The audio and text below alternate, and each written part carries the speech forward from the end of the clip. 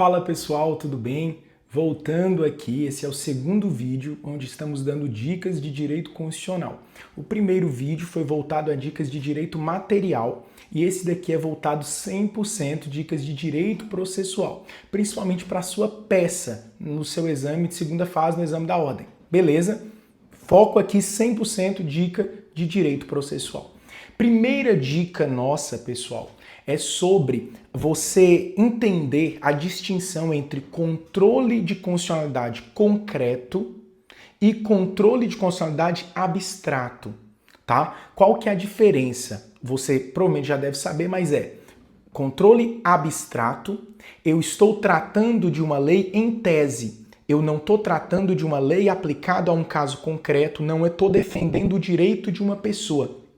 O direito defendido é a própria supremacia da Constituição, é a própria rigidez do ordenamento jurídico, é manter o ordenamento jurídico com normas válidas e não normas viciadas, normas doentes, porque a inconstitucionalidade de uma norma inconstitucional, pessoal, ela mitiga, ela mina a supremacia da Constituição. Quanto mais normas constitucionais eu tenho no ordenamento jurídico, menos valor a Constituição ela tem, de fato, na vida real. Entende? Então, o que eu quero falar para vocês, principalmente, primeiro ponto é isso. Você olhou na sua peça processual, primeira coisa que você tem que distinguir. O que eu vou defender, eu como advogado aqui na minha peça processual, eu estou atacando a lei em tese, eu estou defendendo apenas a Constituição, eu estou querendo apenas atacar essa lei, tratar de uma lei em tese, ou eu estou defendendo o direito de alguém. E como que você vai principalmente distinguir isso? Eu até separei aqui alguns termos que eu retirei diretamente das provas da FGV. Veja bem, se aparecer assim, submeta essa lei ao controle concentrado de constitucionalidade. Ora, aí deu de graça para você, porque controle concentrado é o controle em abstrato, beleza?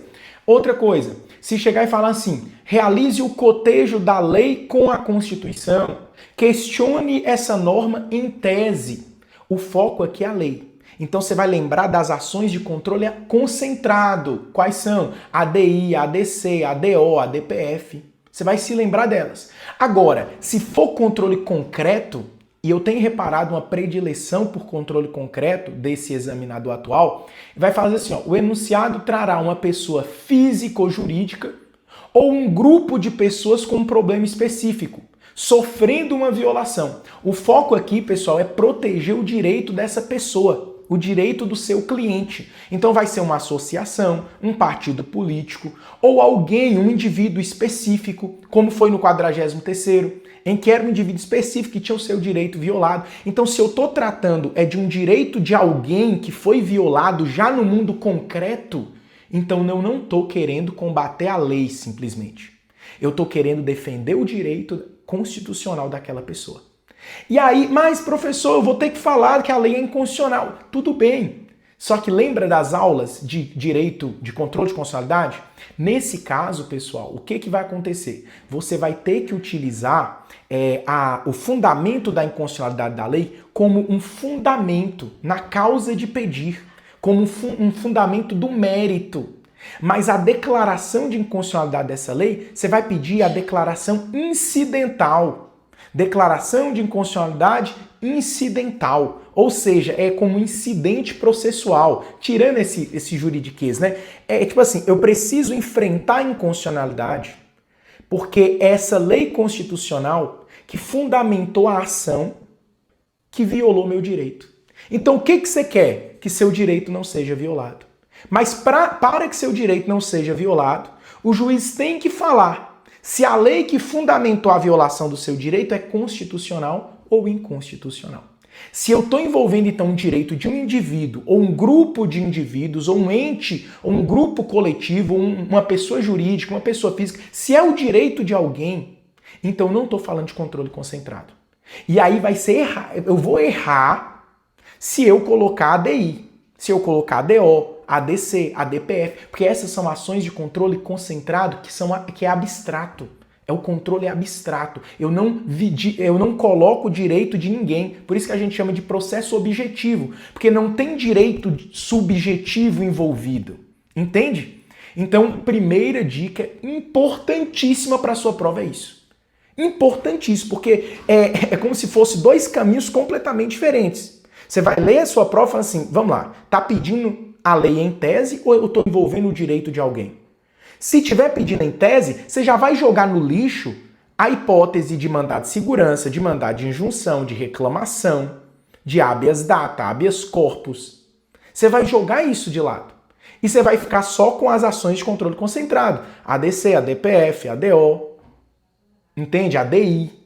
Então você vai ficar com essas. Você tem que ler. Primeiro ponto, quando você ler, você vai pegar esses dois caminhos. Beleza? Essa é a primeira dica. Segunda dica que eu quero tratar com vocês. O trio principal do controle concentrado. São 4 ações, então são um quarteto. Só que a ADO não é cobrado. Ah, vai e cai na sua, paciência, né? Mas assim, o que mais cai é a ADI, a ADC e a ADPF. Então eu preferi separar no trio aqui que a gente não tem tempo. É uma nano-revisão, certo? Então é rápido. Vamos lá. Você viu que desses dois caminhos, o caminho lá está pedindo a lei em tese, não está envolvendo indivíduo específico, pessoa física, jurídica, grupo de indivíduo, nada. Está envolvendo a lei em tese.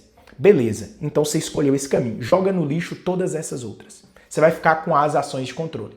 Se for um ato normativo federal ou estadual, pode caber ADI. Beleza? Mas eu vou falar de um jeito melhor.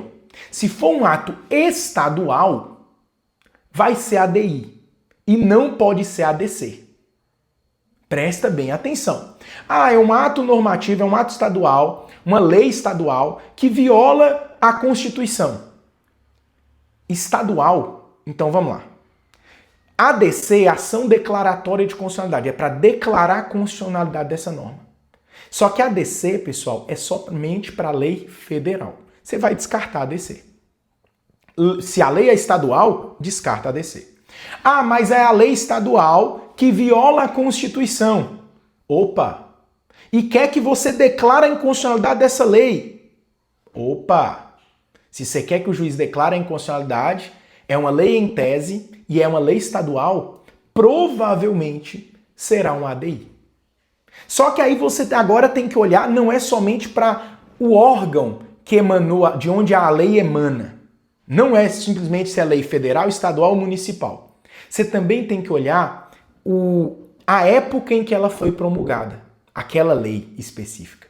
Porque ADI, ADC, ADO, elas são para controle de constitucionalidade.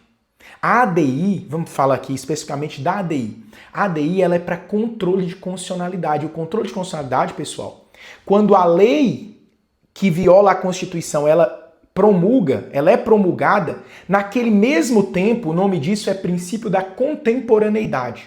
Ao mesmo tempo, a norma constitucional que ela viola tem que já existir na época que ela nasceu. Porque se essa lei nasceu vigente e válida conforme a Constituição e veio outra Constituição aqui, que aí sim essa lei fere, eu não posso falar em constitucionalidade ou inconstitucionalidade. Eu falo em recepção ou não recepção.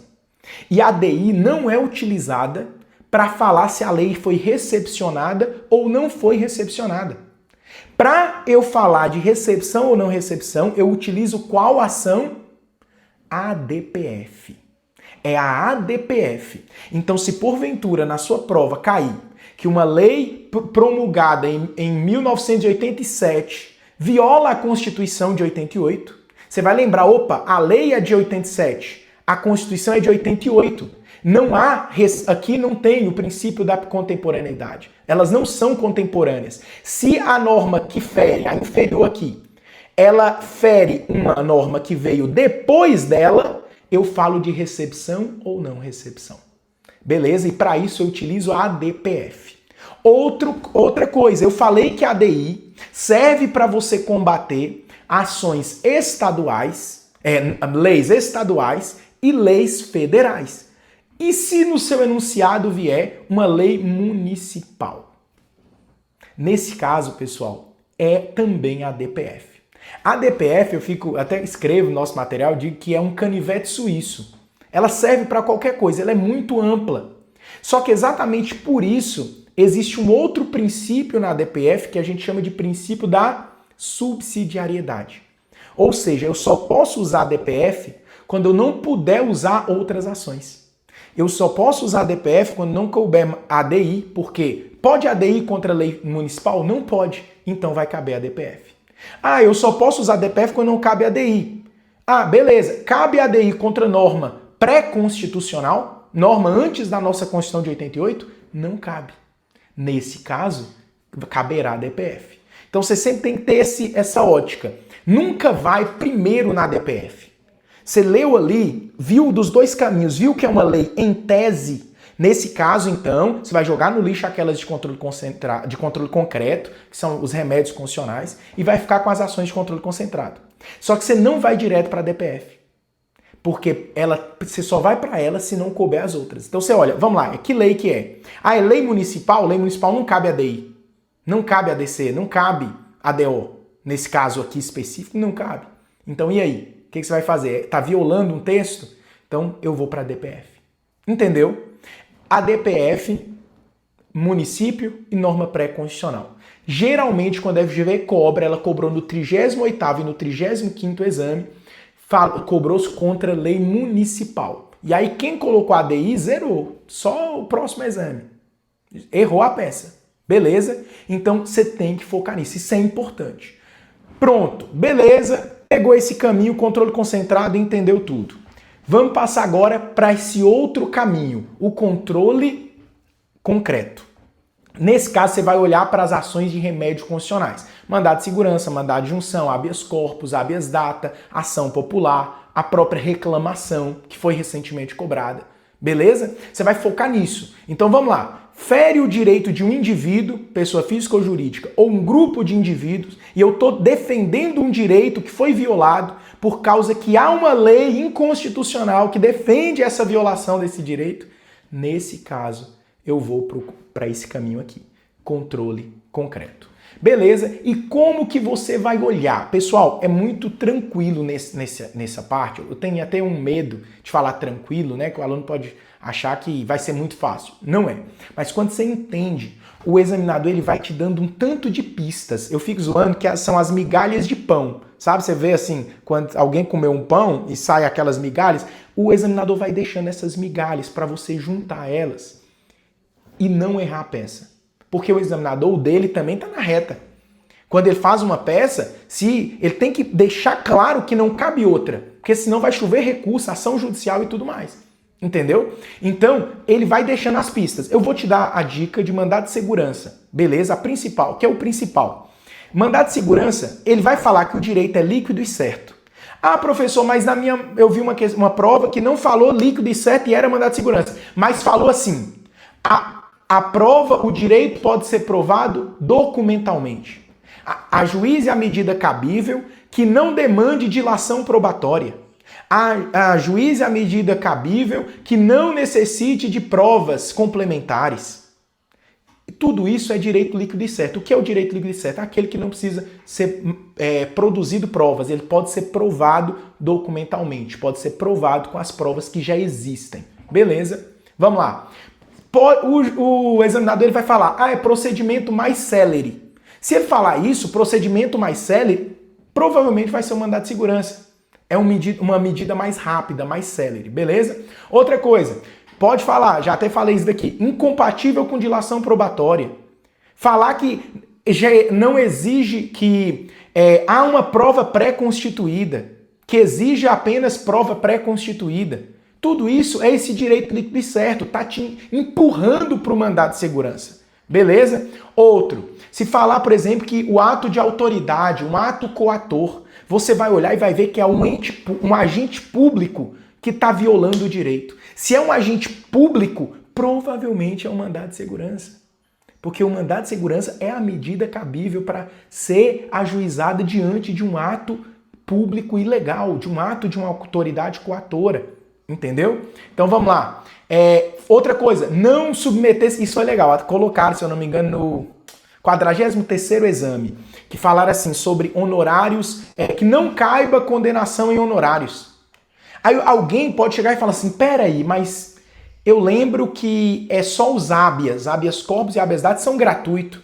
Mandado de segurança tem condenação em honorário? Não tem, pessoal. O mandado de segurança ele tem condenação em custas. Honorários não. Então a questão lá, o examinador ele colocou que não tenha condenação em honorários advocatícios.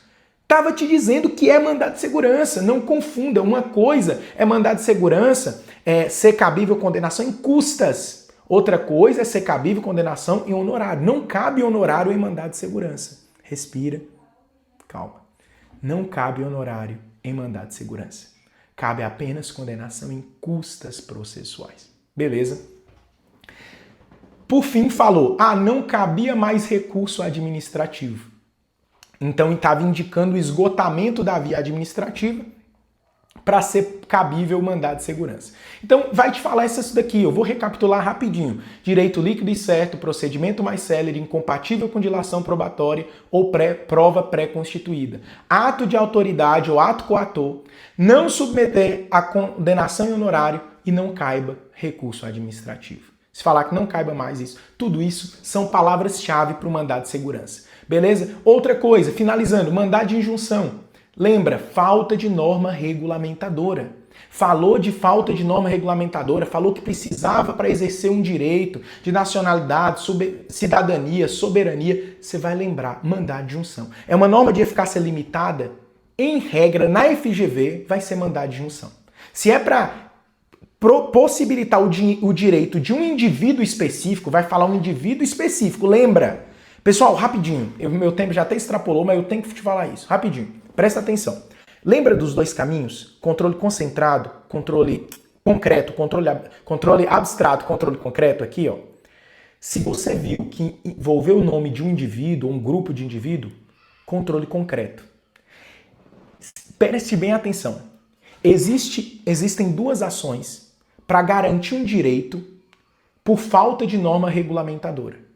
Ação declaratória de inconstitucionalidade por omissão, a famosa ADO, e mandado de injunção.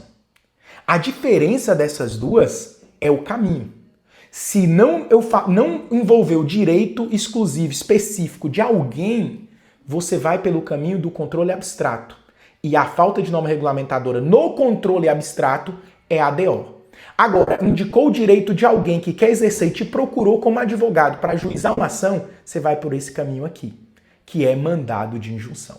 Beleza? Não confunda isso. Com essas dicas, eu creio que vai ficar muito mais fácil. Ação popular vai falar que é cidadão, ou vai falar que é um vereador, que é um deputado, que é o presidente, que é um governador, mostrando claro que está no gozo dos direitos políticos. Se falou que está no gozo dos direitos políticos e é para defender o patrimônio público, a moralidade pública, enfim, está lá na sua lei da ação popular, dá uma olhada. Mas lembra disso, tem que ser cidadão. É um cidadão que te procurou. Se falar que está no gozo dos direitos políticos, que exerce um cargo político, você vai lembrar disso. Beleza, pessoal? Eu acredito que é isso. Na reclamação constitucional, já caiu recente. Se você dá uma olhada lá, se eu não me engano, o 41º exame, fala um pouco da reclamação. Eu já estourei meu horário, não tem como dar mais dicas, mas me coloco à disposição de vocês para tirar suas dúvidas, para ajudar vocês. Eu tenho certeza, eu creio de alma na sua aprovação. Tá bom? Tô torcendo por você, muito sucesso e conte conosco. Vem pro êxito!